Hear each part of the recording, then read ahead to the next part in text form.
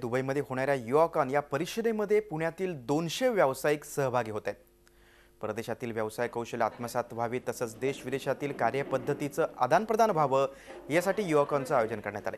4 फेब्रुवारीला म्हणजेच आज होणाऱ्या कॉन्फरन्समध्ये मराठी व्यावसायिकांसोबतच दुबईमधील व्यावसायिक देखील सहभागी होणार आहेत। दुबईला रवाना होण्याआधी या उद्योजकांना परिषदेसाठी शुभेच्छा देण्यात आल्या।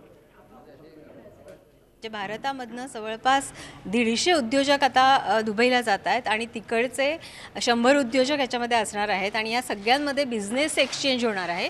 बिझनेस बियॉन्ड द बाउंड्रीज अशी आमची याच्यासाठी थीम आहे आणि आज इथे या हॉलमध्ये जवळपास 90 उद्योजक एकत्र आलेले आहेत आणि पुण्यामधले जे उद्योजक येणार नाही आहेत दुबईसाठी ते इथे प्रत्येकाला गुलाबाचं फूल देऊन सी ऑफ करणार आहेत। जसा इंडियामधनं छान प्रतिसाद आहे तसा दुबईमधनं पण खूप छान प्रतिसाद आहे। म्हणजे तिथे आम्ही जरी 100 म्हणतोय तरी ऑलरेडी तिथून पण साधारण 125च्या पेक्षा जास्त उद्योजक येत आहेत।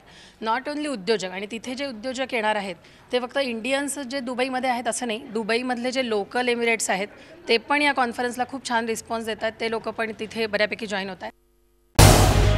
झी 24 तास रहा एक पाऊल पुढे।